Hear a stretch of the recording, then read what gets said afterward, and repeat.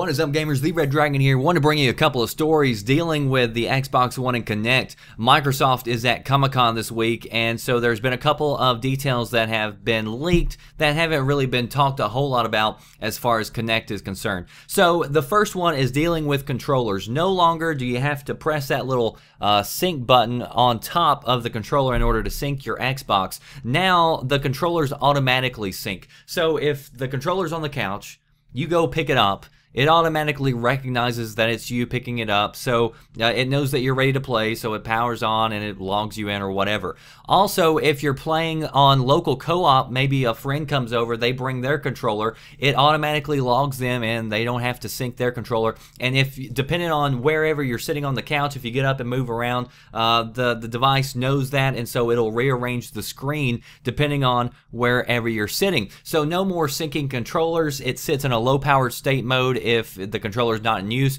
but as soon as somebody picks that up, then it recognizes that and logs it in. They also said, like, if you have options turned on where, for instance, that you play with inverted controls, it'll automatically know that and of course change the controls for you. The other thing that I thought was probably the best thing was, you know how you can recreate yourself in some games? Rainbow Six Vegas lets you use a camera in order to take a picture of yourself and post it on the character in game.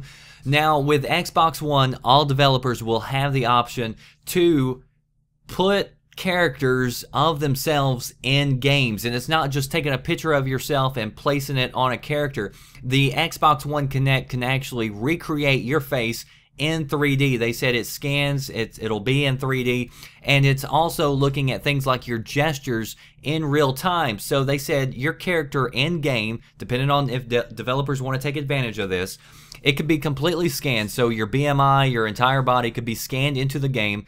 It's reading your gestures of your face. So depending on if you're smiling or frowning in real life, that could actually be happening in the game as well. And of course, whenever you talk, your lips would be moving along with your voice.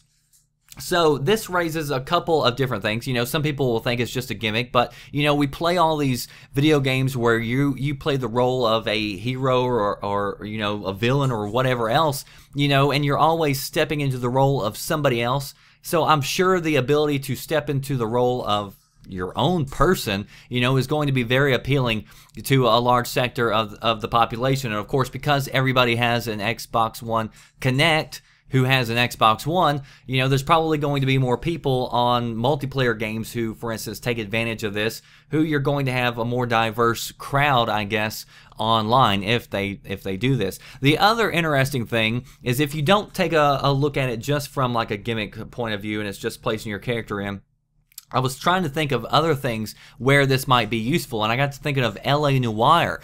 Think about that game. You played a detective where you had to interrogate people and ask them questions, and they could be lying to you, and the only way that you could tell that a lot of times was based on their facial features, their reactions to things. And so what if the roles were reversed in a future game where the device is watching you and you're having to play an actor, basically, you know, in a movie or whatever? So you have to walk up to a bar, maybe you're a special agent and you're having to sweet talk somebody and, you know, smile and get along or whatever else. So there's a lot of different possibilities if maybe the roles were reversed, where you are now a bigger part of the game. Your character, your look-alike is in the game, and also maybe your even gestures and your connection with people or the AI, I guess is what it would be for right now. Post below, let me know what you think about this. Are you excited about having your body 3D recreated into a game, if that's, you know, an option that's there for you to have? Post below, let me know what you think, and how can this be used in future games? What interesting combos can you think of? If you want the latest news and details, stay tuned to VGMVideoGamesAndNews.com. If you want to read these stories, links will be in the description box. That does it for me, The Red Dragon. I'll see you next time. Thanks for watching.